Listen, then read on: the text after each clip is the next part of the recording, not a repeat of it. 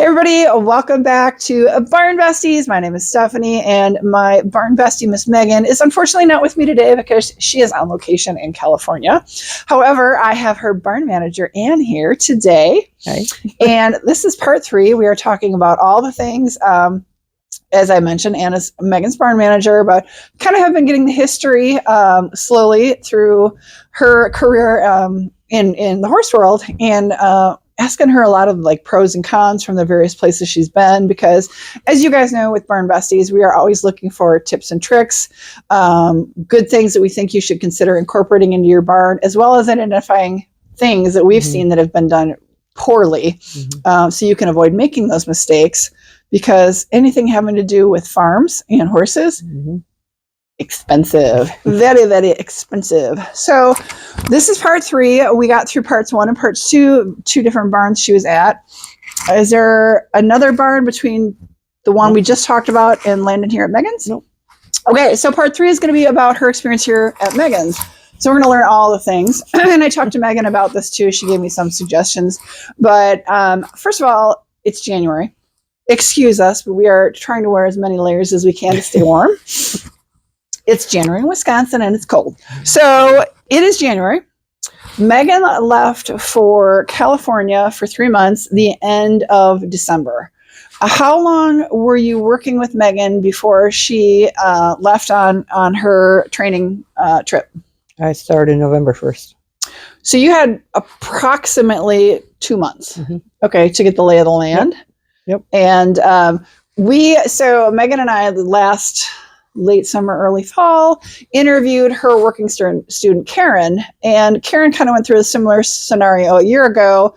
Karen came in, was managing for the months while Megan was in California. We did talk about that, how, you had just enough time, and then it was like okay, you're on your feet, you're 2 feet together, right? Right. So let's talk about the differences, what your duties were here while Megan was here.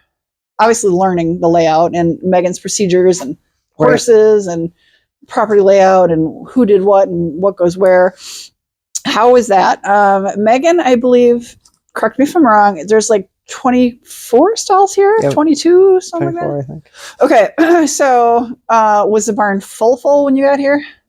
No. Okay, so maybe 18, 22 horses? My horse came, so I filled it up. Okay. Okay, so let's just say there was 18. Okay, 18 to 20 horses you were taking care of here. So how does Megan do, how does she have you learning things? Were you, I'm assuming you shadowed. Yeah. How did that go? Fine. Tell me about all the things. Followed her around and she was bossing me around. Okay, well, of course, that's her job. Yep, that's her job. No, I mean, she was showing you how procedures are done. And honestly, when I had people helping me at my farm, I did the same thing. They shadowed me. I told them this is how it had, was done. And one of the things that I was always looking to improve my procedures, time saving was huge for me, working a full-time job or whatever, but also safety and blah, blah, blah, right? So she showed you all the things.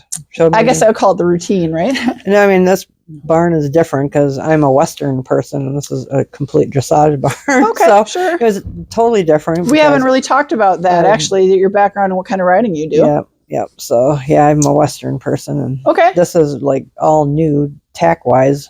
Sure. I mean, friends do that stuff, but sure. So, what's your title here? You are barn manager? Yes. Okay. So, what are your duties, whether she's here or not? What is your daily responsibilities? Feed and drag the arena, and then I would help her in the morning tack up horses. Okay. So you did some tack ups and untacking, tacking. Okay. Turnouts? Yes. When the horses were in, I would turn out, but I would bring horses in for her to work. Or turn in, turn out kind of scenario. Yep. Sure. And then clean stalls when the stall cleaners don't show up. Yes. But no, that's not a normal duty. She does try to have people whose sole function is stall cleaning, so that you generally don't have that on a daily basis, right? Yeah, but I'm completely doing it now. Okay. So, It's again, we've talked about this, I think, in hard both to- the first and second videos. The industry as a whole right now is really struggling, rising costs and the disappearing workforce for sure. Exactly. So, but in an ideal world, Megan's trying to find that to not be something you have to worry about. Right. Now, does she have all 20 some horses in the barn every day at night? Or they all live outside. Okay, so most of them live weather outside. Permitting. Weather dependent or various other reasons. So hopefully you're not cleaning 24 stalls every day. No. Other than when our famous Wisconsin crazy weather occurs, which anywhere you live, right? Yep. Okay, so it's mainly the lesson horses stalls that I clean. Sure, because they're in and out for lessons. They come in Every before day. the lessons, they stay a little bit after, and then they go out. Okay. So turn in, turn out, feeding. Mm-hmm. And so talk to me about what feeding constitutes. Like grain. Okay. Hay, grain? Hay, yeah, well, the hay huts. We have hay huts. Okay, so we've actually shown those on other videos for, is it all? I don't think it's all her pastures, right? No. Most of her pastures, it's more than half, right? Have the hay huts. If you guys have not seen that, do check that out. We do have videos on Megan's hay hut. She and I made that video last fall. I think that's a pretty ingenious idea because you can put a lot of hay in there. The hay stays covered and protected from the weather, so much less risk of molding. How often do you have to, feed or fill the huts? Every 3 to 4 days. Okay, so and then she's got some pastures that don't have them, so that's 2-3 times a day you're throwing hay out. So are you wheelbarrowing it, or how does that work? On the Kubota. Okay, so the UTV.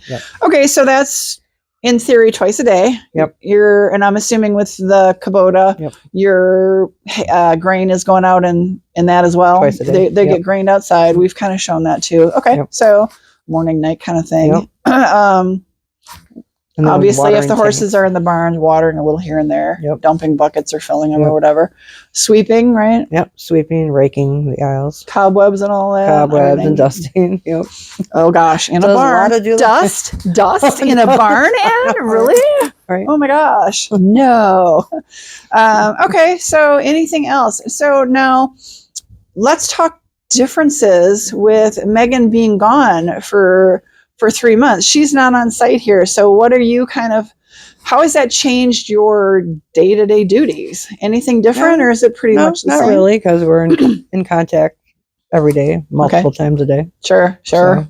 So we should say Megan, even though she's currently in California, she does teach her students virtually here.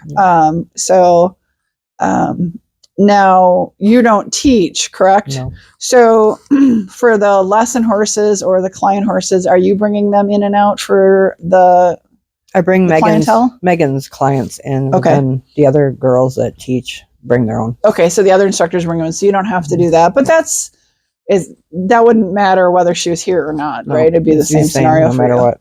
Okay, so are you having to interact with ordering hay or grain, or just Megan still handling that? Megan's still doing that. Okay, so nothing really you feel like has changed a whole lot other than you don't see her in person on a regular basis. Right. Okay. And I'm not tacking horses up. I mean, Karen's back now, so she's helping her with that. So. Okay, and Karen was her working student we interviewed this last fall. If you guys haven't seen that, that was, I believe, a 2-part video series, which I think working student position is a fantastic way to get into the equestrian world, especially if you want to become a trainer or instructor. I digress. Okay, so you do get a little bit of help on occasion.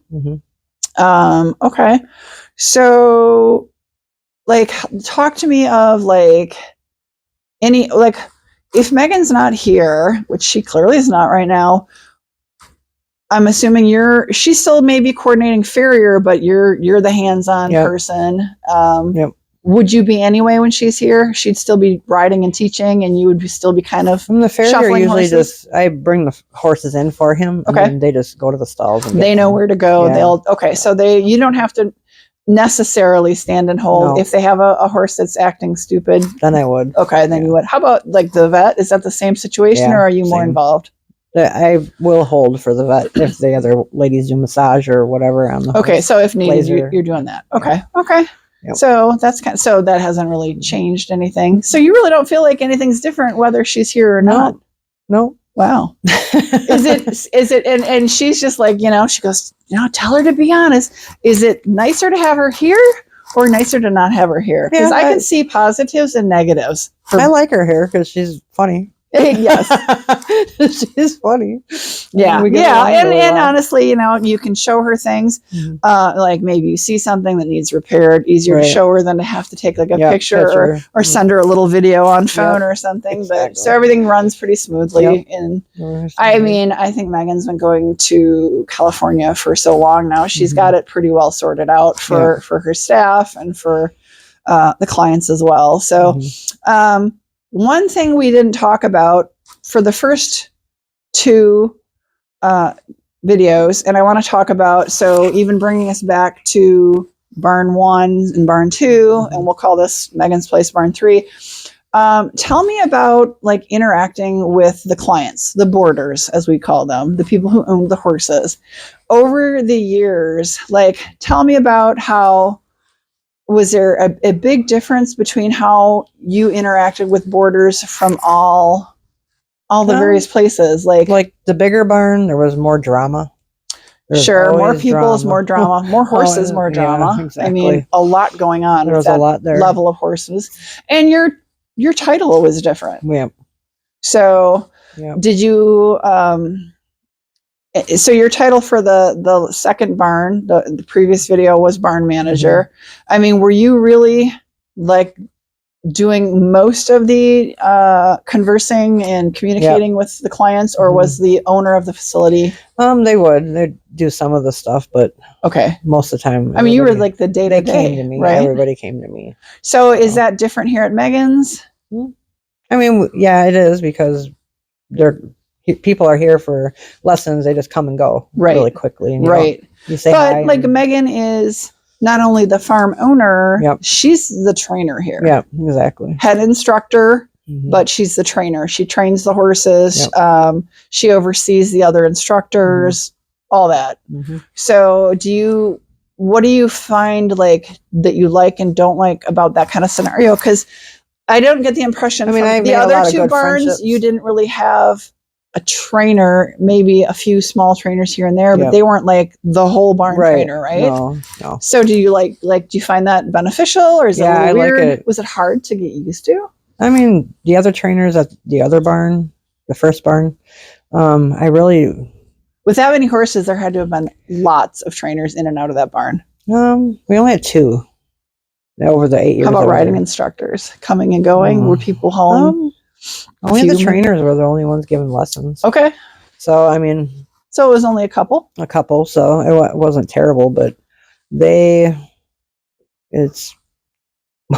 I won't even go into detail, but... you don't have to drop names, but we love hearing stories. Animal abuse was not a good one. One of the trainers was an alcoholic, and he beat the crap out of the horses. Yeah, that's terrible. We were like cleaning stalls, and he'd get the horses riled up while we were in there, and we'd get kicked and ran over. It was not fun. No, that's not good. That's definitely not good. And honestly, I don't feel like people really know what to do with that. Honestly, so it's January when we're filming this, and one of the things I've been talking to Megan about is there's a new federal law that's going into effect in February.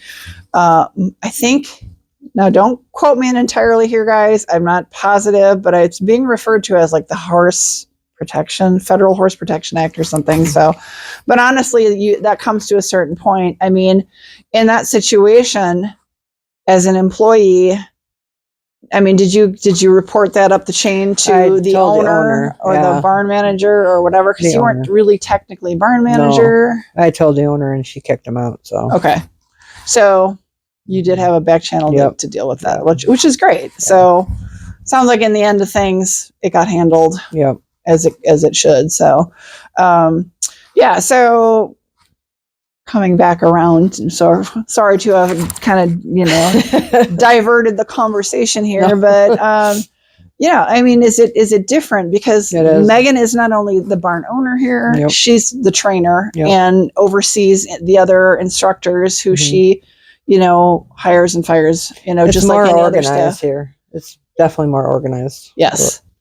I think a training barn, generally, they try to be. Yep. So this is your first experience with like truly a full-blown training barn. Yep. Because we should make it clear, I can say this, Megan's not here, she's not a boarding barn. No. You have to be a training client. So she does have a lesson program and lesson horses. So what that entails is people actually don't own the horse. They come in and take a lesson with Megan or one of her other instructors, or I know Megan does have a leasing program where you can lease one of her schoolmaster horses. So that's different, you know, but different. She does have people here who own their horses and are in full training with her. So truly not a boarding barn. No. So is that weird for you? No, I like it better actually. So tell me why. I don't know. I mean, you touched on the fact that it's organized. I don't have to I don't have to deal with the people a lot. Okay, so let's talk about that. Obviously, as Megan, as owner and their trainer, she probably has like how she wants things communicated. Yep. So as you're saying, you really don't have to. So, you know, if somebody brings up an issue with you, do you just tell them to talk to Megan? And I think that's how that's, that takes a lot of pressure off of you. That way there's no third things going around. Absolutely. And miscommunication. Absolutely. So do you find that where people kind of want to draw you into something and you're like, no? Not here. Yeah. I think that would be very refreshing. The other barn, because the other barns were so much drama. Everybody like, this person said this and this one said, I'm like, I don't like this. No. Yeah. No. And that's the people politic and create drama for sure. So, okay. So that's a positive here. Anything else? The communication you find to be quite nice. And everything's maintained. It's structured. Yep. Mm-hmm. She does. She works really hard at trying to keep everything working, functioning. Yeah. And that's a lot. I mean, we've made so many videos about maintenance and going through, I mean, we've talked about her fencing and her automatic waters and, you know, where she has them, where she doesn't, her sun huts, gates, latches. Yep. I mean, you name it. We've talked about it. Her UTV, her tractor, her manure spreader, her, the various different drags she has for the different merino. You know, we've talked about all that. And honestly, I think she does such an amazing job. It's really hard if you're either a boarder, client, or an employee at a facility where the owner is falling behind on maintenance. It's dangerous and it's very stressful. So, okay, that's a positive. Then if you're the only one doing the work, then you have a lot of bad things happening. So let's say, so Megan's gone. Obviously, she's training in California for 3 months. You just let her know if you find something while she's gone that's broken, and she coordinates. If she can't be reached, she did give us a binder with numbers who we can call for each thing. Nice. Okay. Good job, Megan. I can say that if she's here, I'd be like, good job. No, I'm kidding, you guys, but that's great. Okay, so I mean, she's really, like I said, she's been taking these trips for a while. She's got it pretty well thought out. On it. She's very organized. So that's a plus. So anything that you're like, boy, this sucks because she's not here. I mean, I think she has tried to think ahead on everything. Because she's still talking to me all the time, so she's still here. So she's a good communicator. Yes, for sure. I'll take this out of the context of just being in a horse barn, being either a boarder or a farm owner. At my job, I push communication because I think people tend to not do a great job, and it's gotten so weird over the years with emails, texting, you know, video chats, and all that. I feel like we don't communicate the same way that we did 20, 25 years ago. But it's just reminding people to remember to communicate sometimes. Exactly. Okay.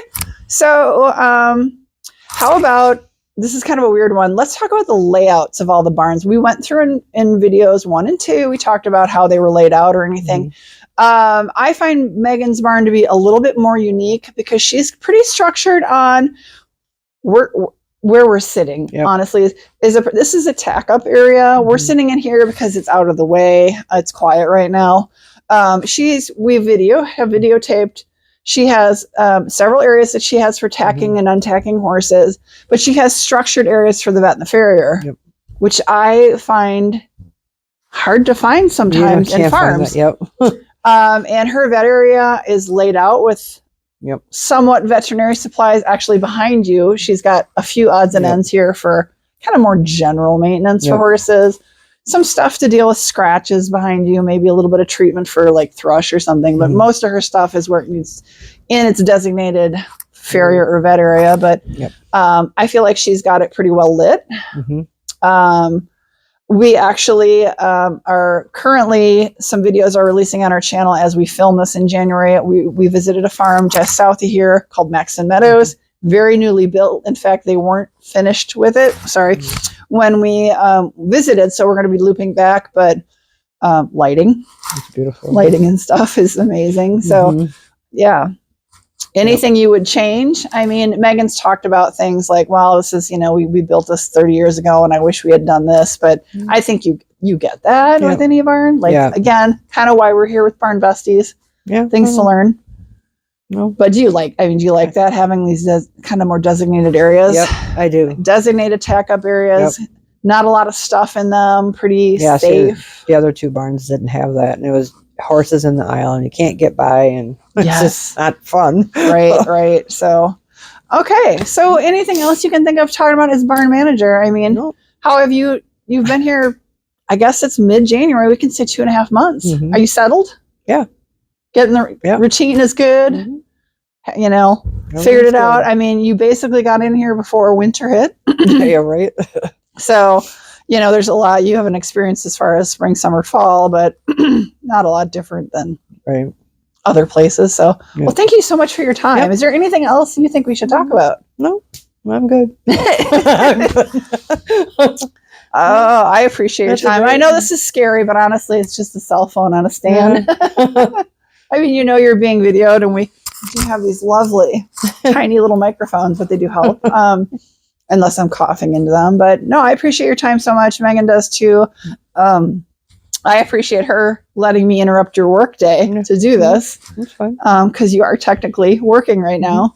So, because we didn't want to take your personal time. It's another thing that I think is very valuable is you need to be able to leave the barn and be done. Yeah, well, have personal time. Yeah. Have a day off. Have your evenings off. Yep. Not have to leave here at 10 o'clock at night and be here at 6 o'clock in the morning, 5 o'clock in the morning or something. But no, I appreciate it so much. And thank you everybody so much for tuning in. If you missed it, we have made 2 prior videos. So we got a part 1, part 2, and part 3 for this series.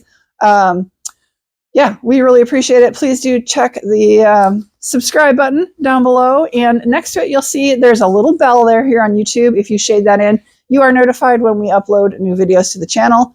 And as always, if you've got questions or if you would be so kind as to leave us a comment, your thoughts down below, we would love to hear them. And thank you again, and so much for your time. I really appreciate it. Thank you, Megan, for letting me again bug her.